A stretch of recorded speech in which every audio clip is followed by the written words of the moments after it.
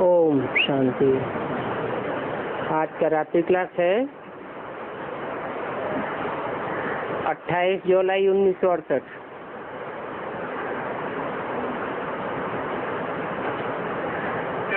वास्तव में ये बेहद के बाप का मंत्र है। क्या? ओम शांति। परंतु आते हैं, मंत्र देते हैं, ये किसको भी पता नहीं है। गुरु लोग मंत्र देते हैं, कहेंगे सुनाने के लिए मना है।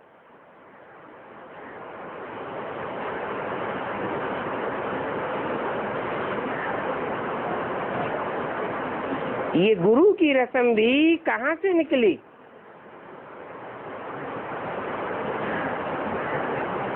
वास्तव में भक्ति मार्ग में जो भी रस्म रिवाज निकलती है वो इस समय की है। ये बाप भी है, शिक्षक भी है और गुरु भी है।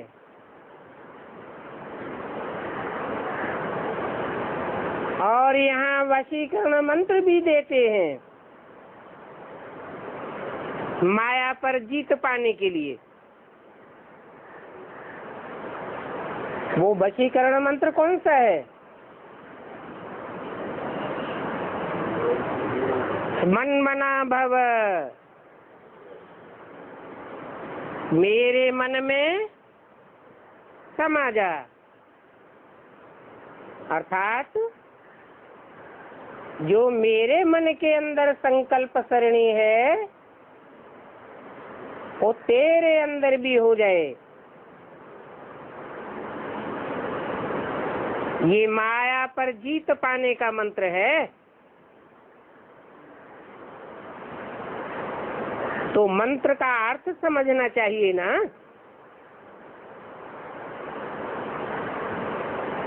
वो लोग मंत्र देते हैं, अर्थ कुछ भी नहीं, और बाप आकर वशीकरण मंत्र देते हैं, जिससे हम 5 विकारों पर जीत पा लेते हैं।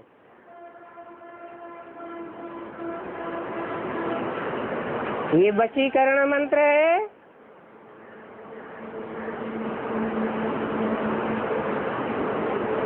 मन को कंट्रोल करने का।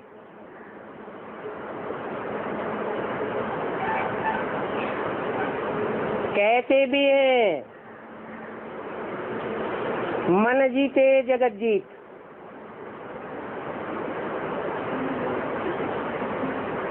ये रावण पर जीत पाने का मंत्र है। मन चलायमान होता है ना।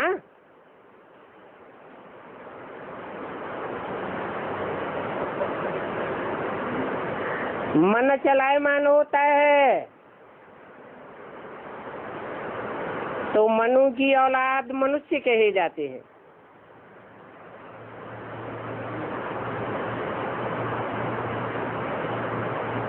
मन को कंट्रोल कर लेते हैं,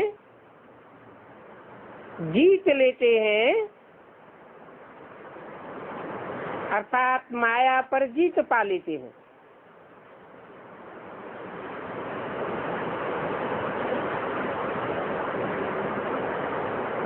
तो गोया जगत जीत बने।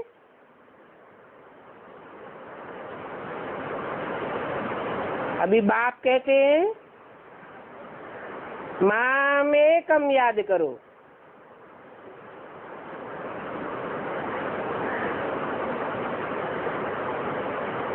मैं भी तो मन बुद्धि रूपी आत्मा हूँ।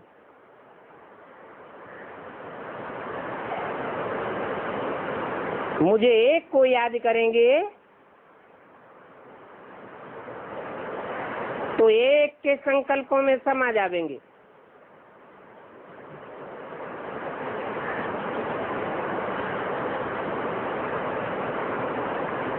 तो देखो बाप आवे तब तो मंत्र देवे ना। ये बाप भी है, टीचर भी है, सदगुरु भी है, और ये तीनों एक ही है। बना पर्सनालिटी एक ही है। प्रदर्शनी में भी समझाते हैं कि हमारा बाप टीचर है, सदगुरु वो एक ही है।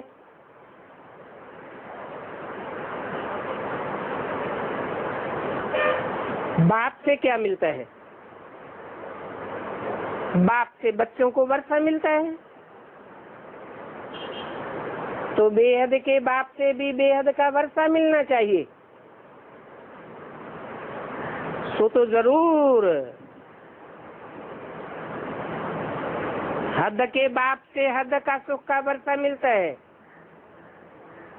बेहद के बाप से बेहद का सुख का वर्षा मिलेगा।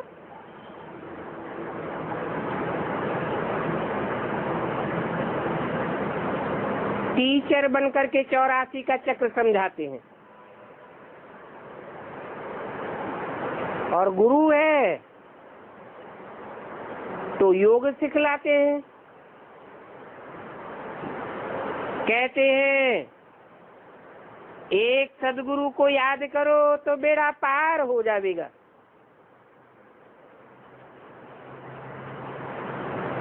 बेड़ा कौन सा है? ये शरीर को नाव कहो, बेड़ा कहो, जहाज कहो, जिस पर आत्मा सवार है। ये बेड़ा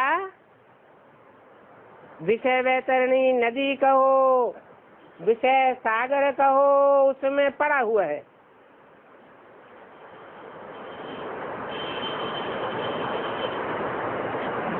एक बाप को याद करेंगे तो बेड़ा पार हो जाएगा। विषय सागर से क्षीर सागर में चले जाएंगे।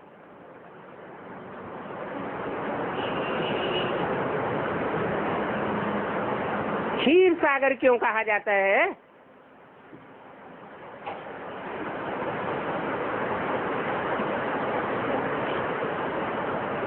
क्षीर दूध को कहा जाता है,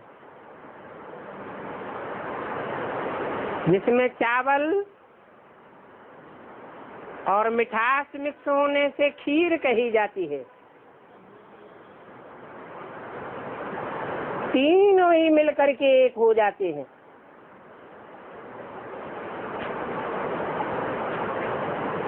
चावल है आत्माएं, मिठास है बेहद का बाप,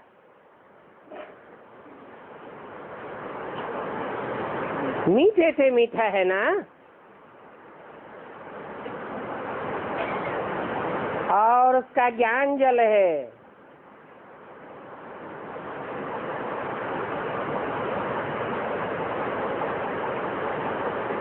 मनुष्यों के द्वारा वो ज्ञान जल सुनाया जाता है तो पानी का काम करता है,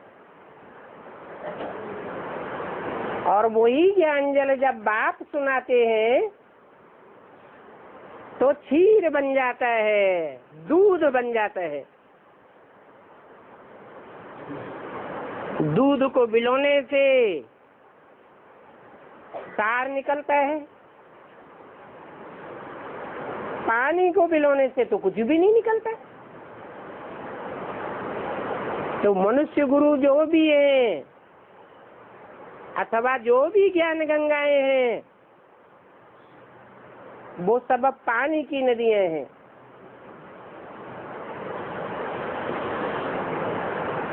सुनी सुनाई बातें सुनाते हैं, पढ़े हुए शास्त्र ही सुनाते हैं, कोई नई बातें तो निकलती नहीं है।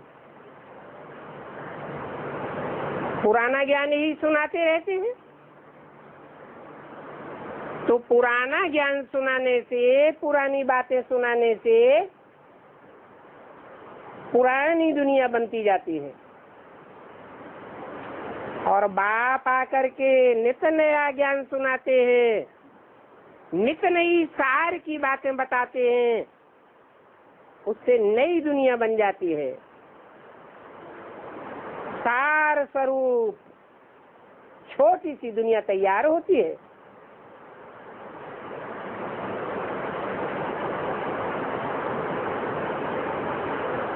सतयुग से लेकर के मृत्यु लोक तक फिर इस दुनिया का विस्तार होता रहता है।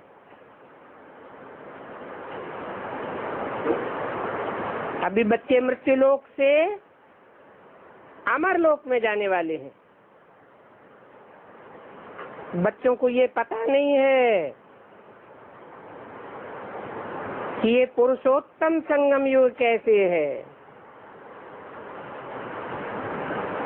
क्योंकि पुरुषों में जो नंबरवार उत्तम आत्माएं हैं, उनकी अभी तक प्रत्यक्षता नहीं हुई है। तो घड़ी घड़ी भूल जाते हैं कि ये पुरुषोत्तम संगम युग है।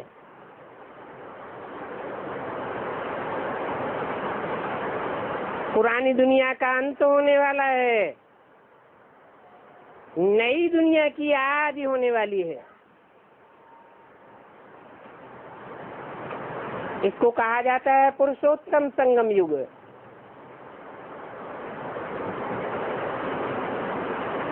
और इस युग में ये बाप का महामंत्र लेना, वशीकरण मंत्र लेना 1 सेकंड का काम है। मंत्र लेने में देरी नहीं लगती है। निश्चय किया, बाप आया हुआ है और मंत्र मिला।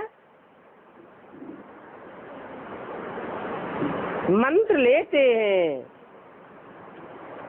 और बाप फिर सेकंड में जीवन मुक्ति का वर्षा दे देते हैं। इसलिए कहते हैं कि सभी को 2 बाप का राज समझो।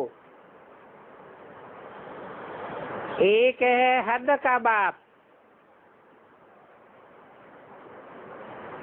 एक जन्म का सुख देने वाला, शारीरिक बाप, शरीर का वर्षा देते हैं। और एक है बेहद का बाप, आत्माओं का बाप, जो आत्मा के जन्म जन्मांतर के सुख का वर्षा देते हैं।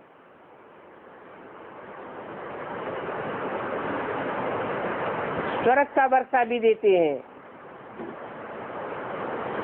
क्योंकि वह एक ही बाप है जो सदैव स्थिति में स्थित रहने वाला है।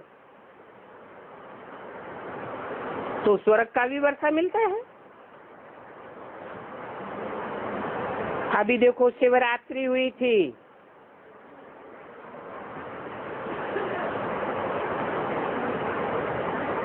जरूर अंधकार की रात्रि में आकर के भारत को सतयुग का सवेरा बनाया था, भारत को स्वर्ग बना करके गया था।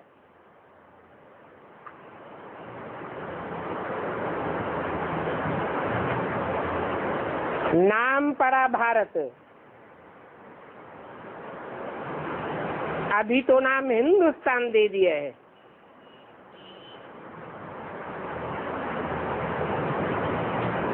नहीं तो असली नाम भारत है। भा अर्थात रोशनी, रत अर्थात लगा रहने वाला, अर्थात ज्ञान की रोशनी में लगा रहने वाला, मनन चिंतन मंथन में लगा रहने वाला। इसलिए उसका नाम पड़ा भारत।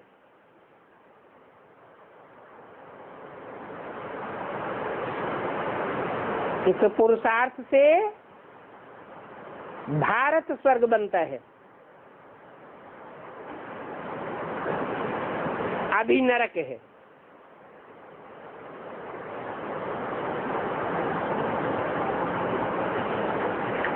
क्यों नरक है?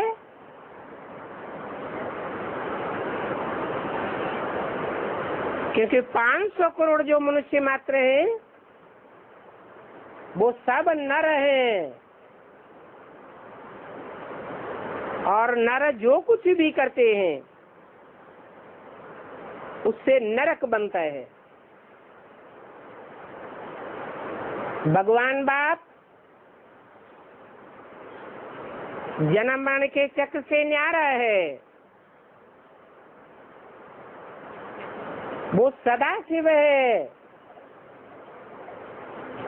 सदैव ही रोशनी रोशनी है।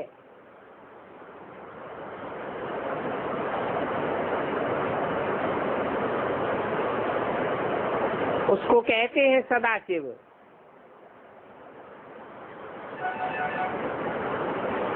चौरासी के चक्र को जानने वाला है, क्योंकि जन्म मरण के चक्र में नहीं आता। इस दुनिया में जब सब आत्माएं अपने स्वरूप को भूल जाती है, अंधकार में आ जाती है, उस अंधकार की रात्रि में आकर के रोशनी ही रोशनी कर देता है। जिस मुकर्रर रथ में आता है पहले वह रोशनी से भरपूर हो जाता है, तो नाम भारत कहा जाता है।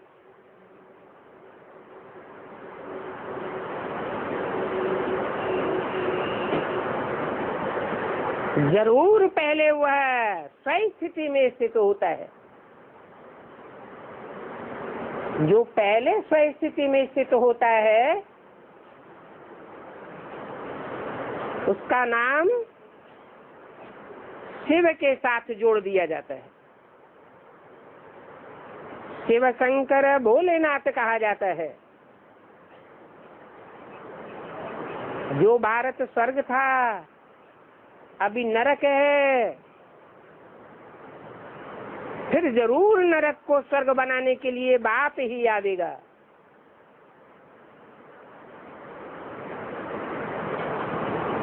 आवेगा अर्थात प्रत्यक्ष होगा। जैसे बच्चा घर में आता है,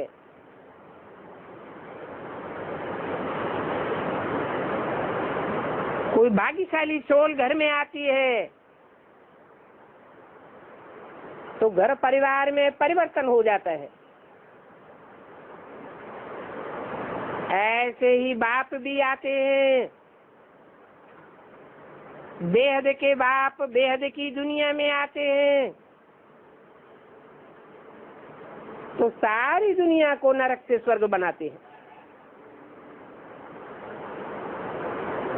अभी बाप स्वर्ग का वर्षा दे रहे हैं, बच्चे नंबरवार ले रहे हैं।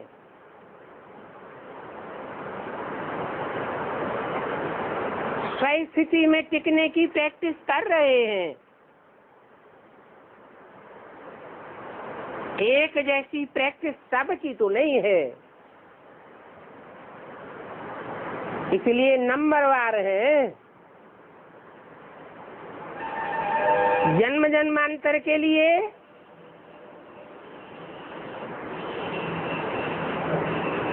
सुख की अनुभूति करने की अभी शूटिंग कर रहे हैं। बाप ने तो बताया है ये शूटिंग का काल है, रिहर्सल का काल है,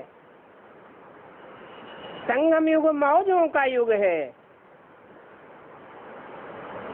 इस युग में जितनी मन की मौज मनाएंगे, खुशी में रहेंगे, उतना जन्म जन्मांतर सुख का वर्षा बाप से ले लेंगे।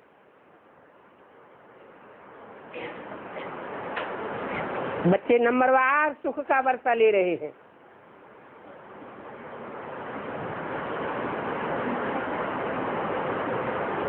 बल माया पुरुषार्थ में वायलोरा डालती है। बच्चे दुखी हो जाते हैं।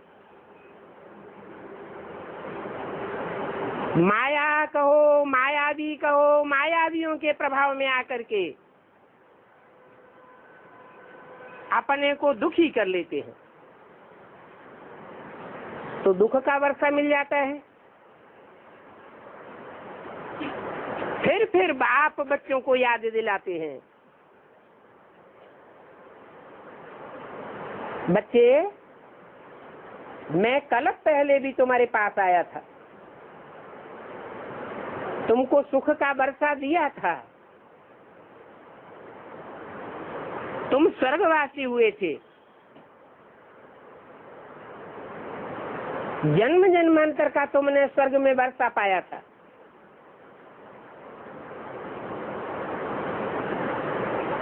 कल्प कल्प आकर के तुमको स्वर्ग का वर्षा देता हूँ।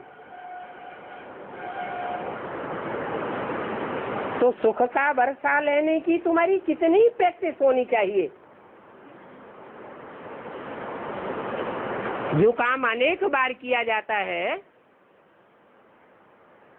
उसमें तो अभ्यास पक्का हो जाता है ना।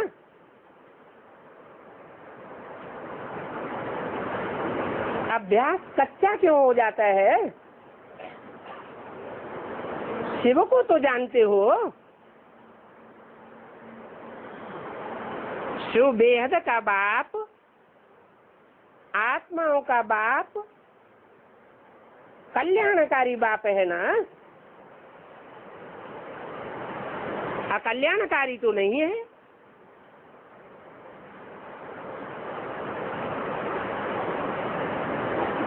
बाप जब आते हैं तो सिर्फ भारत खंड ही बचता है।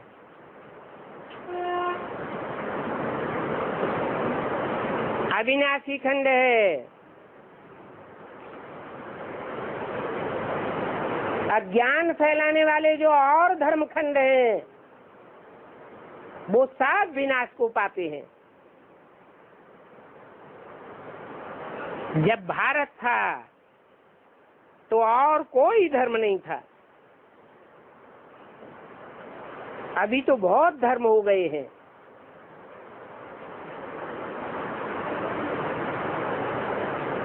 अनेकता होने के कारण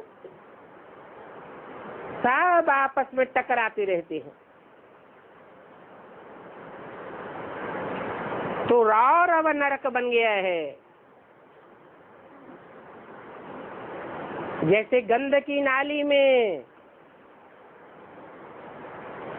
कीड़े कुल बुलाते रहते हैं, एक दूसरे को काटते रहते हैं,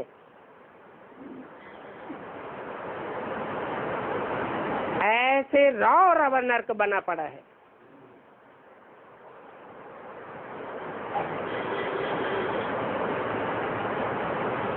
अब बाप आकर के फिर से स्वर्ग की स्थापना कर रहे हैं, फिर से एक धर्म की स्थापना होनी है। इसके लिए आत्मा को पवित्र जरूर बनना पड़े।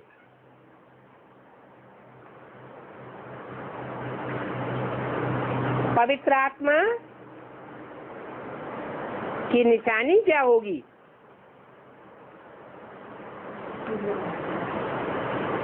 पवित्र आत्मा की निशानी होगी ऊंची ऊंची स्टेज में उड़ेगी, हल्कापन महसूस होगा।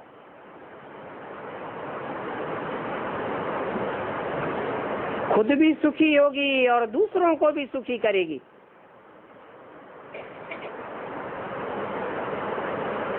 सुख लेगी और सुख देगी। दृष्टि मात्र से भी सुख लेगी और सुख देगी। वाचा से भी सुखी होगी और सुखी करेगी, और कर्मेंद्रियों से भी सुखी रहेगी और सुखी करेगी।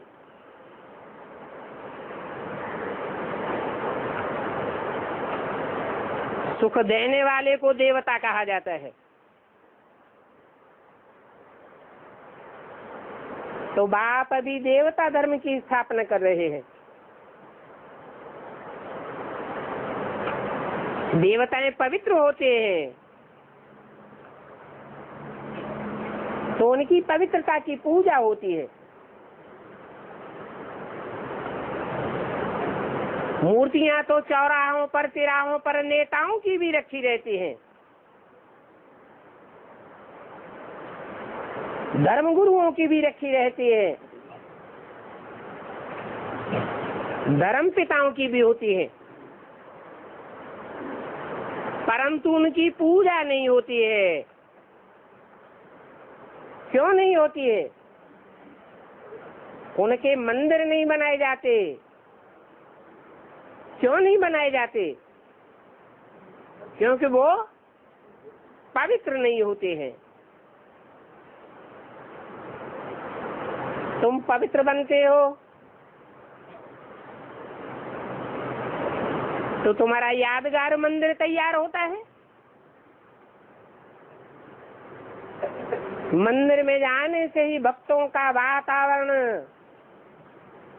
मनसा का कितना पावरफुल हो जाता है, पवित्र बन जाता है। ये यादगार है। कि बाप ने तुम्हारे स्वर्ग रूपी मंदिर की स्थापना की थी, तो पवित्र तो जरूर बनना है। इस रामा के राज को मनुष्य नहीं जानते हैं।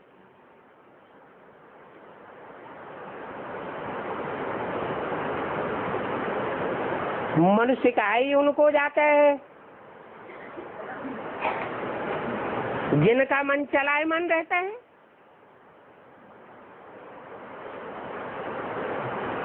तुम तो मन को अडोल बनाने की प्रैक्टिस करते हो।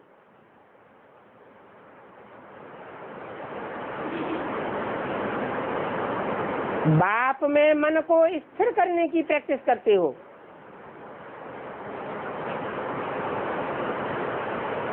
तुम तो मनुष्य से देवता बनते हो।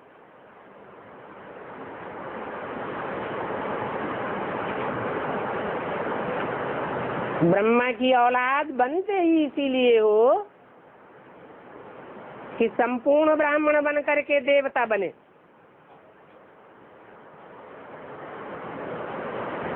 हाँ,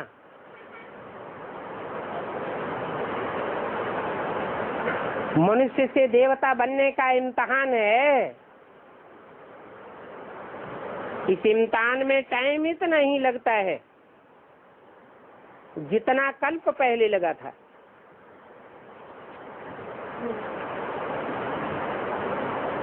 बाप को तो इस बात की फिक्र नहीं है।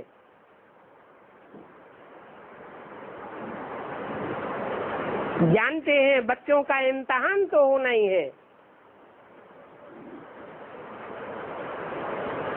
पवित्रता के इम्तिहान में नंबरवार पास होंगे।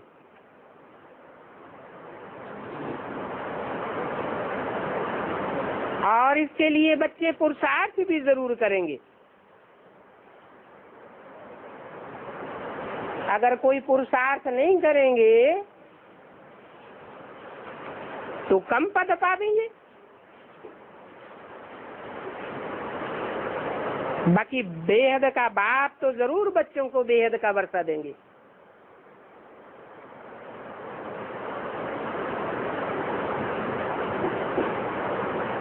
बेहद का वर्षा देने के लिए प्रजापिता भी जरूर चाहिए।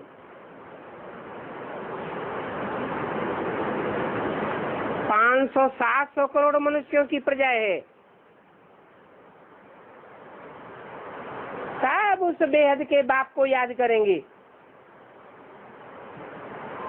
और बेहद के बाप से बेहद का वर्षा पावेंगे।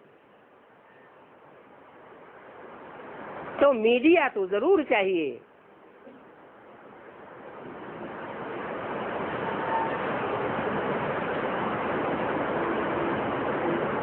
तो बाप बच्चों से पूछते हैं,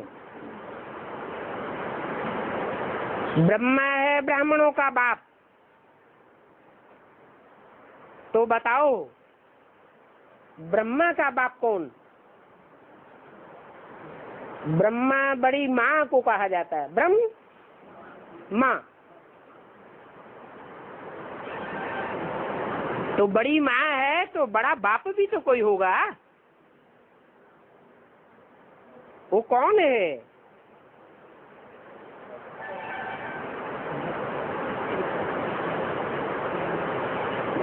ब्रह्मा का बाप शिव को कहें या नहीं कहें? है? ब्रह्मा को साक्षात्कार हुए। उन साक्षात्कारों से उनके अंदर ज्ञान का कोई बीज पड़ा? साक्षात्कार होने मात्र से कोई बीज नहीं पड़ा। उन साक्षात्कारों की समझानी जब मिली तब ज्ञान का बीज पड़ा। साक्षात्कार तो भक्ति मार्ग में बहुत सारे भक्तों को होते रहे। वो कोई ज्ञान नहीं है। ज्ञान तो ज्ञान सागर बाप ही प्रवेश करके देते हैं, और वो मनुष्य शक्ति के पिता में प्रवेश करके ब्रह्मा के साक्षात्कारों की सारी नॉलेज देते हैं। तो कहेंगे ब्रह्मा का बाप शिव, परंतु शिव बाप कैसे है?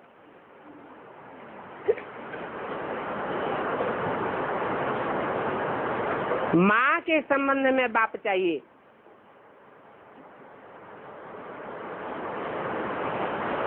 तो पहला पहला ब्रह्मा कौन हुआ? तो कहेंगे प्रजापिता ब्रह्मा। कैसा ब्रह्मा? प्रजापिता ब्रह्मा। तुम प्रजापिता ब्रह्मा के बच्चे हो ना, बच्चे भी हो और बच्चियां भी हो, तो तुम्हारा परिवार हुआ। बाप था, ब्रह्मा था, और ब्रह्मा कुमार कुमारियां भी थी। उस बेहद के बाप से ब्रह्मा कुमार कुमारियों को स्वर्ग का वर्षा मिलता है।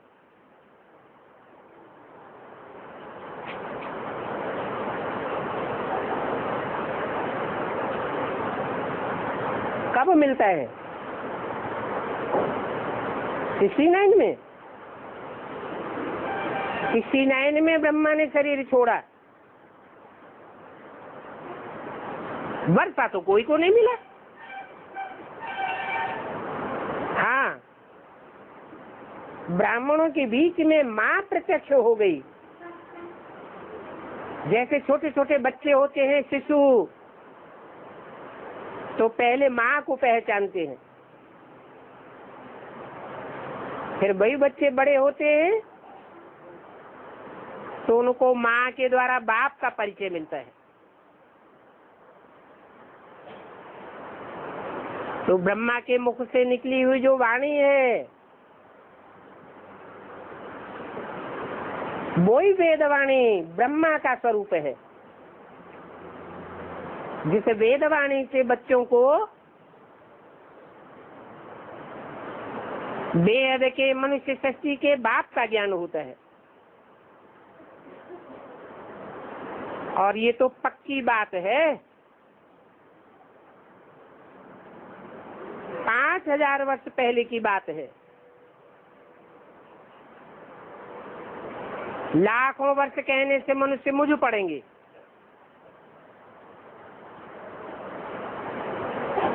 लाखों वर्ष कहना ये है अज्ञान।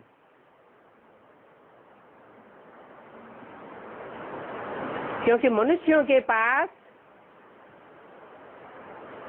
जो हिस्ट्री का ज्ञान है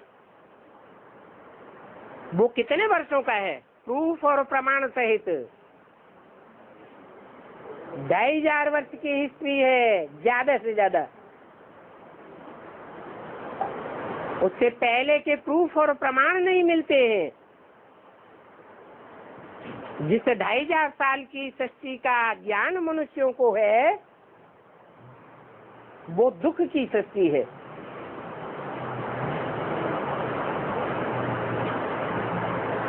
जो दुख का टाइम होता है उसमें हिस्ट्री बनाई जाती है। दुख के समय में मनुष्य एक एक दिन करके गिनते हैं।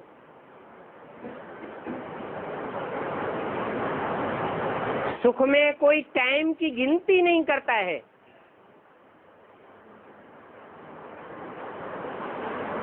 इसलिए कहते भी हैं, दुख में सिमरन सब करे, सुख में करे न कोई। दुख में एक एक दिन गिनते हैं, गिन करके रखते हैं, तो हिस्ट्री बन जाती है। तो साबित होता है कि मनुष्यों के पास 2500 वर्ष की हिस्ट्री है दुखों की दुनिया की, और इस दुखों की दुनिया में ही अनेक प्रकार के धर्म पिताएं आए, जिन्होंने आकर के अपने अपने धर्म की स्थापना की। उन 7 धर्म पिताओं की हिस्ट्री है।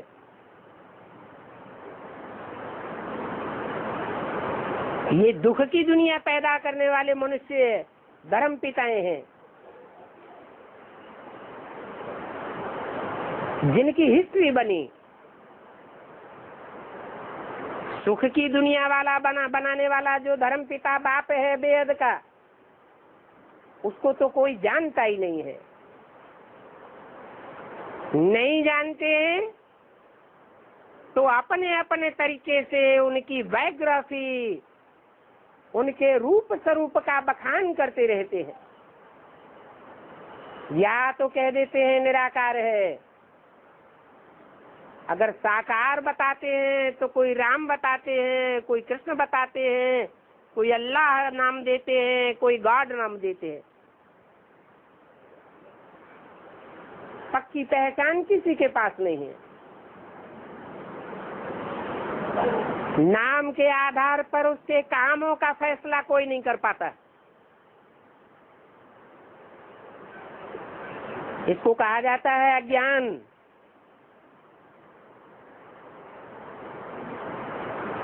इसलिए कह देते हैं लाखों वर्ष की सृष्टि है, जबकि मनुष्य के पास सृष्टि का इतिहास 2500 वर्ष का है। वो दुख की सृष्टि का इतिहास है। इससे साबित होता है कि अज्ञान की रात्रि का इतिहास आधा इतिहास है। आधा सुख का इतिहास किसी के पास नहीं है। जैसे आधा दिन होता है, आधी रात होती है। ऐसे नहीं कि रात ही रात हो, दिन होता ही नहीं हो। अगर कहें नॉर्थ पोल और साउथ पोल में 6 महीने का दिन होता है, 6 महीने की रात होती है, तो भी कहेंगे।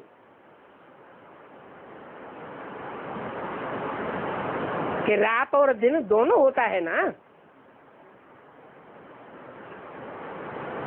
किसी के जीवन में सुख ही सुख हो, दुख कभी हो ही नहीं, ऐसा होता ही नहीं है।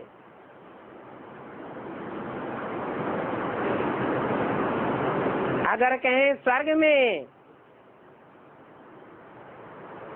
2 युगों का जो आधा कल्प है वो सुख ही सुख का है, तो फिर कहना पड़ेगा 2 युगों का जो इतिहास है द्वापर कलयुग, वो दुखों का है। तो सुख और उसके साथ दुख दोनों ही चाहिए, दिन भी चाहिए, रात भी चाहिए।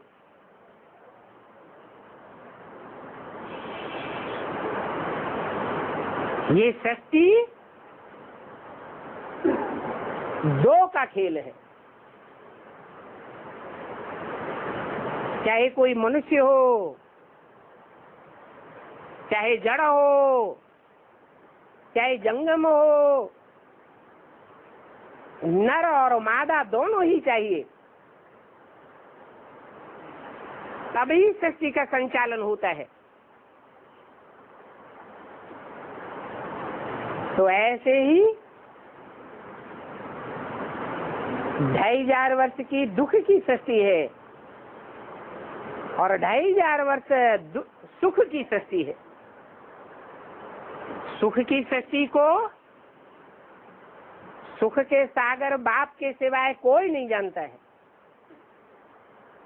बाप ही आकर के उस सृष्टि का ज्ञान देते हैं। और बताते हैं कि द्वापर कलयुग में मनुष्य मात्र अज्ञान अंधेरे में पड़ा हुआ है।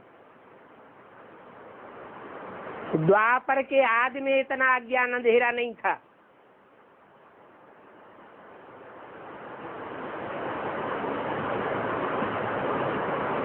द्वापर से ही तो अज्ञान शुरू होता है। तो सतो प्रधान अज्ञान अंधेरा होगा या तमो प्रधान होगा? सतो प्रधान अज्ञान था, सतो प्रधान रात्रि थी, सतो प्रधान माया का रावण का राज्य था। 5 विकार भी सात्विक की स्टेज में थे। उस समय के लिखे हुए जो भारत के शास्त्र हैं, उन शास्त्रों में भी सच्चाई थी थोड़ी न थोड़ी, जिनमें अभी भी लिखा हुआ है कि 1250 वर्ष का एक युग होता है। 4 युगों की आयु 1250 वर्ष साफ लिखी हुई है। परंतु मनुष्य जब ज्यादा विकारी होने लगे तो विकृत बुद्धि होने के कारण उन्होंने मनुष्यों की आयु को देवताओं की आयु से गुणा कर दिया।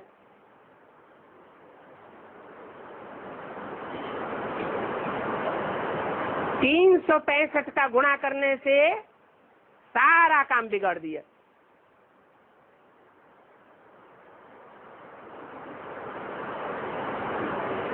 मनुष्य गुरुओं की बुद्धि में ये बात नहीं आई कि सुख का टाइम और दुख का टाइम बराबर होना चाहिए। अभी बाप हमको बतलाते हैं कि सुख की दुनिया भी 2500 साल और दुख की दुनिया भी 2500 साल। सुख की दुनिया का निर्माण मैं करता हूँ और दुख की दुनिया की रचना ये धर्म पिताएं मनुष्य गुरु करते हैं।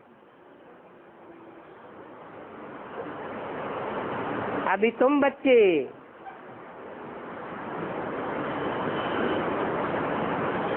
भले कितना भी संग के रंग में आते हो विधर्मियों के,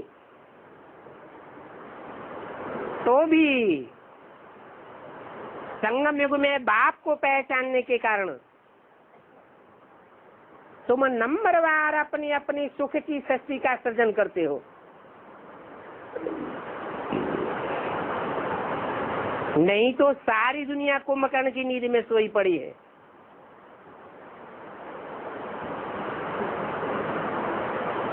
सारी दुनिया में आसुरी संप्रदाय का प्रभाव है। आसुरी धर्म गुरुओं का प्रभाव है। ये रावण का राज्य है बरोबर, परंतु ये किसी की भी बुद्धि में नहीं बैठता कि अभी सारी दुनिया में रावण का राज्य है।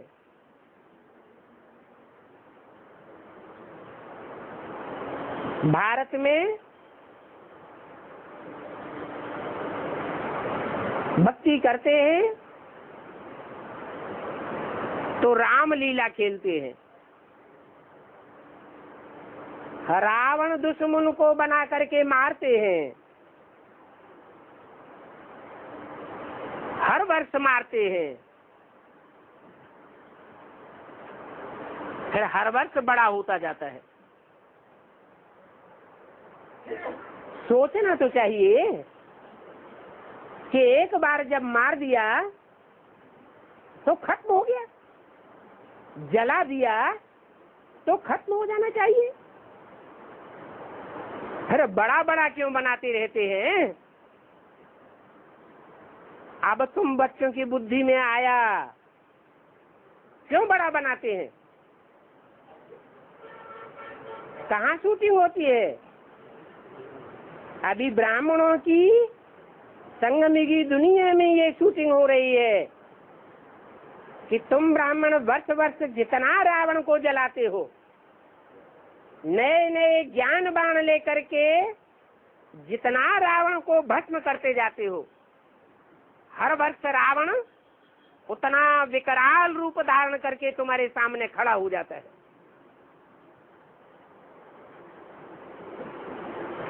तुम्हारी स्थिति को डाउन करता जाता है। फिर यादगार में रामलीला मनाते हैं, वर्ष वर्ष रावण को जलाते हैं। उसमें भी वो कौन सा शहर है जहाँ दशहरा बड़ी धूमधाम से मनाते हैं? मैसूर। ब्राह्मणों में भी अलग अलग कुरियों के ब्राह्मण हैं, ऊंचे के ऊंचे कुरी के ब्राह्मण और नीच कुरी के ब्राह्मण भी हैं। जो नीच कुरियों के ब्राह्मण हैं वो बाप की बात एक कान से सुनते हैं, दूसरे कान से निकालते हैं, और धर्म गुरुओं के प्रभाव में आते रहते हैं। प्रभाव में आने के कारण सूर्यवंशी कुल के नहीं कहे जा सकते। जो सूर्यवंशी ब्राह्मण होंगे वो सिर्फ सूर्य को फॉलो करेंगे या औरों को फॉलो करेंगे?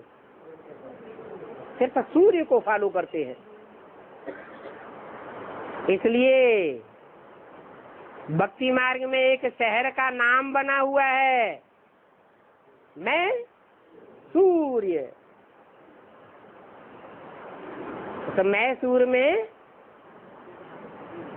दशहरा बड़ी धूमधाम से मनाते हैं। जरूर ऐसे सूर्यवंशी बच्चों ने रावण का पुतला भस्म किया होगा।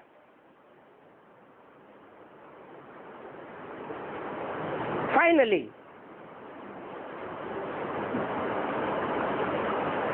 एक बार फाइनल हो जाएगा, फिर बार बार बनाने की दरकार नहीं रहेगी। तुम जानते हो राम राज्य सतयुग त्रेता को और रावण राज्य द्वापर कलयुग को कहा जाता है।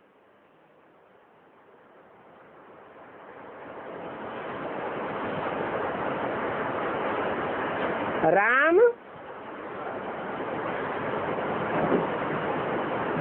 त्रेता का है या सतयुग का है? भक्ति मार्ग में तो कहते हैं त्रेता में राम का राज्य था, राम त्रेता में था। परंतु बाप ने हमको बताया है कि राम सिर्फ त्रेता का ही नहीं है, राम का राज्य तो सतयुग में भी होता है।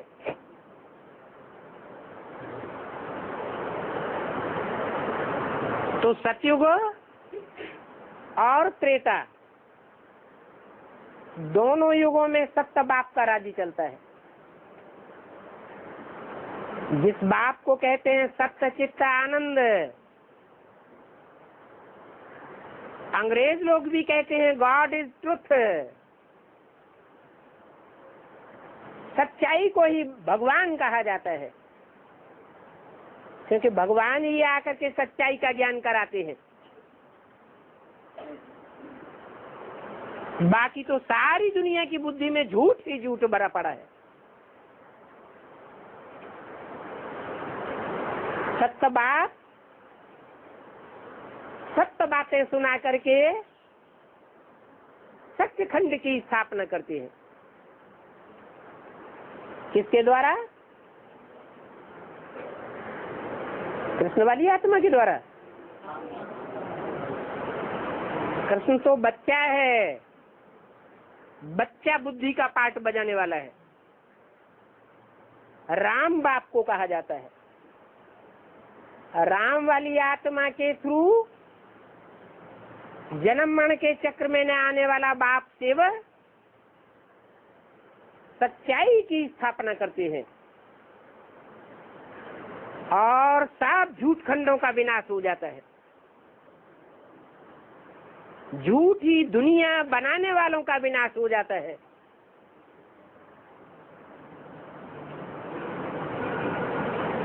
झूठ कहा जाता है अपवित्रता को।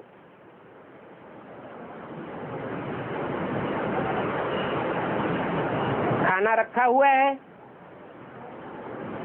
खा लिया, कुत्ते को दे दिया, तो कुत्ते ने झूठा खाया या सच्चा खाया? झूठा खाया। ऐसे झूठ खंड में सब झूठा खाते रहते हैं। जैसे कि प्योरिटी का कोई मान ही नहीं रहता। एक धर्म संप्रदाय भी ऐसा है जहाँ सब एक दूसरे की झूठन खाना पसंद करते हैं। बाप कहते हैं अब ये झूठ है लेना, झूठ है देना, झूठ है भोजन, झूठ चबेना की दुनिया खत्म होनी चाहिए। एक बाप, दूसरा न कोई।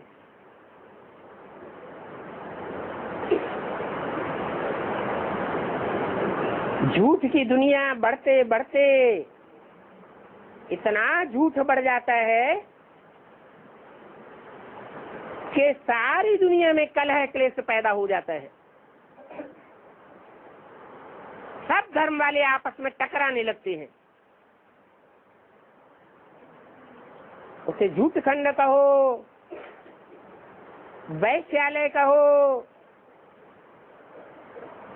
बात एक ही है। तुम जानते हो कि राम राज्य में होता है सुख। राम की महिमा किस बात में सबसे जाती है?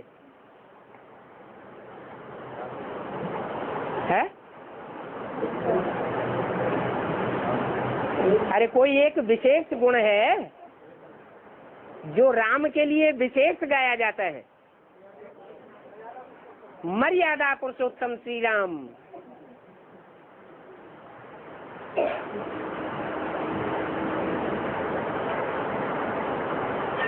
झूठ का भोग नहीं लगाते हैं।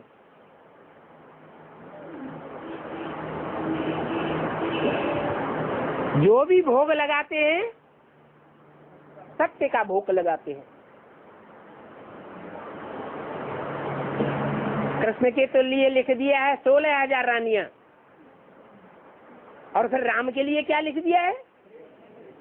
एक ही सीता के प्रति सारा जीवन समर्पित था। तो कौन पवित्र हुआ और कौन अपवित्र हुआ है? राम पवित्र हुआ। राम के द्वारा राम राज्य स्थापन करते हैं। रावण को अनेक मुख दिखाए जाते हैं।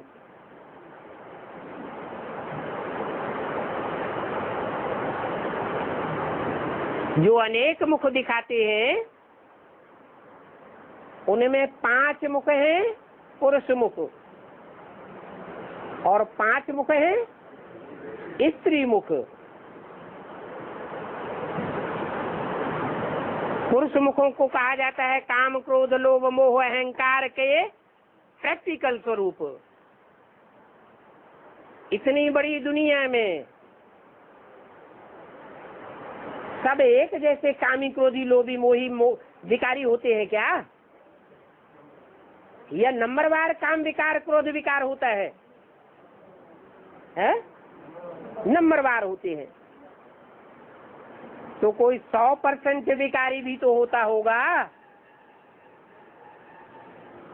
काम विकार में कोई 100% विकारी, क्रोध विकार में कोई 100% विकारी, लोभ में कोई 100% विकारी। ऐसा पार्ट बजाने वाला कोई होना चाहिए या नहीं होना चाहिए? होना चाहिए। जो साबित होगा वो ही रावण का सिर साबित हो जाएगा। तो 5 विकार और 5 प्रकृति के रूप, जड़ प्रकृति के जड़त्वमयी बुद्धि धारण करने वाले 5 रूप, जिन्हें पृथ्वी माता कहा जाता है ना, तो कोई चैतन्य रही होगी या जड़ की बात है? जरूर कोई चैतन्य रही है। पृथ्वी माता, जल देवता, वायु देवता, अग्नि देवता, ये नाम तो दिए हैं ना। जैसे जैसे नाम है वैसा वैसा काम करने वाले भी हैं। बल भगवान आ जाता है, अंजाम भी कर लेते हैं कि भगवान बाप आया हुआ है, निश्चय पत्र भी लिख करके देते हैं, परंतु जड़त्वमयी बुद्धि होने के कारण फिर मुकर जाते हैं, विकराल रूप धारण करते हैं, संगठित रूप में। माया का संगठित रूप जो विकराल रूप धारण करता है तो सारी दुनिया के विनाश का निमित्त बन जाता है। उन 5 तत्वों में मुख्य तत्व है पृथ्वी,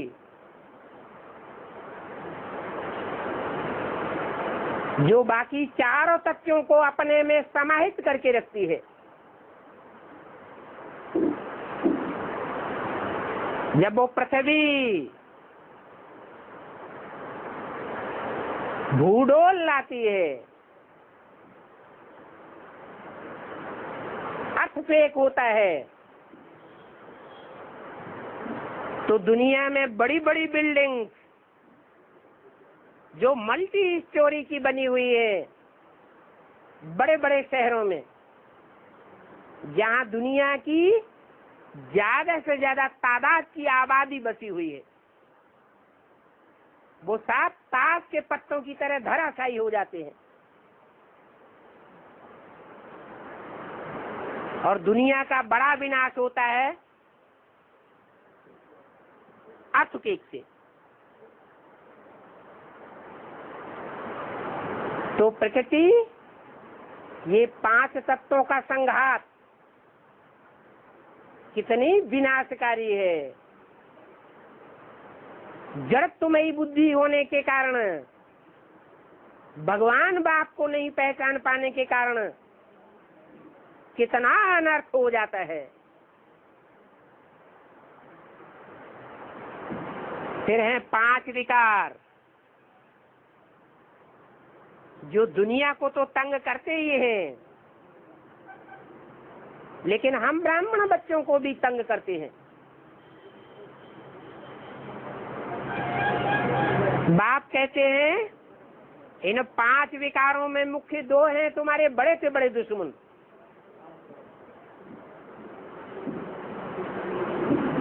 महाशत्रु।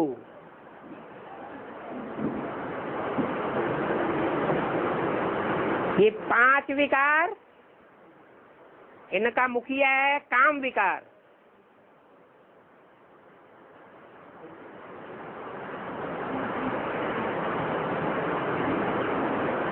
एक एक विकार अकेला नहीं है, सन्यासी नहीं है,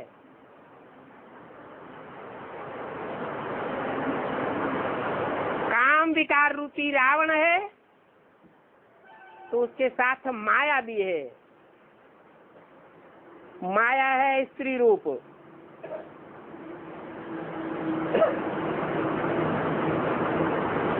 उसको भगिनी के रूप में दिखाया है शास्त्रों में, बहन के रूप में दिखाया है।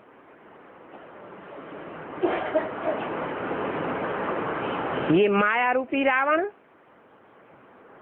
बच्चों का भले महाशत्रु है, बार बार गिराने वाला है, फिर भी बाप का सहयोगी होने के कारण वो माया रावण बच्चों का बहुत कुछ बिगाड़ नहीं कर पाती। परंतु जब वही माया रावण प्रकृति के 5 तत्वों से हाथ मिला लेती है, प्रकृति को अपना दोस्त बना लेती है,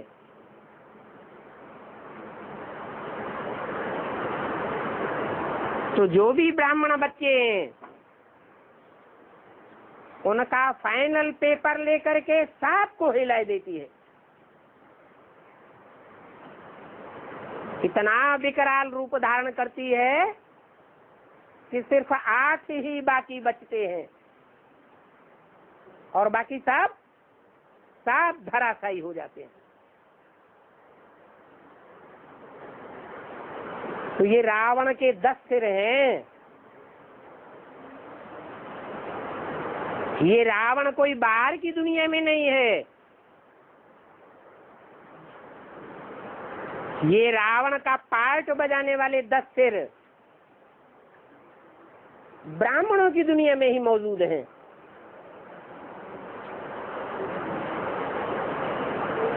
खास करके सूर्यवंशी ब्राह्मणों का अपोजिशन करते हैं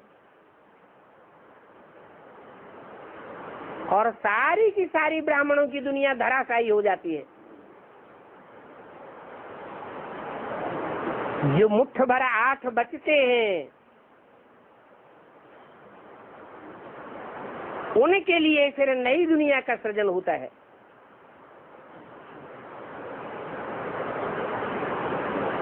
उस नई दुनिया में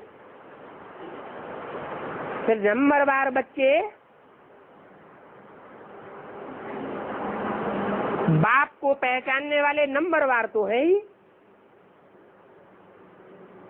वो फिर बाद में ऐड होते रहते हैं।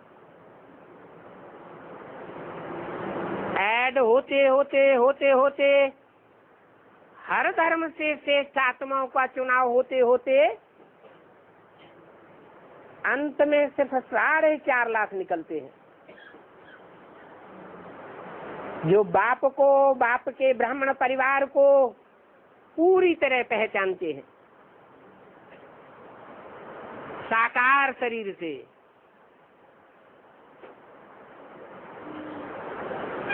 बाकी उनमें प्रवेश होने वाली आत्माएं जो चंद्रवंशी हैं वो भी 4.5 लाख की तादाद की है।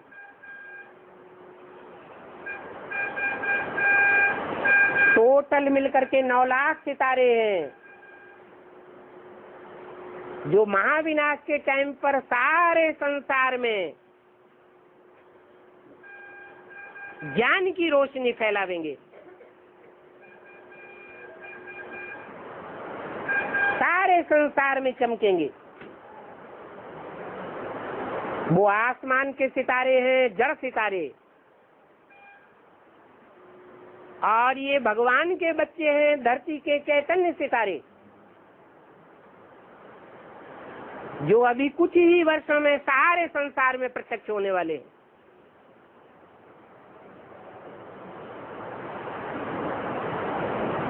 तो ऐसे नहीं समझना कि भक्ति मार्ग में हर वर्ष रावण को जलाते हैं, परंतु रावण बढ़ता ही जाता है। हर वर्ष उसका पुतला बड़ा होता जाता है।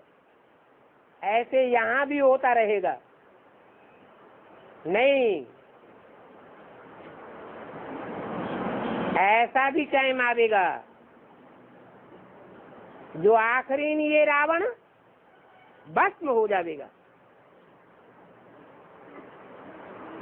ओम शांति।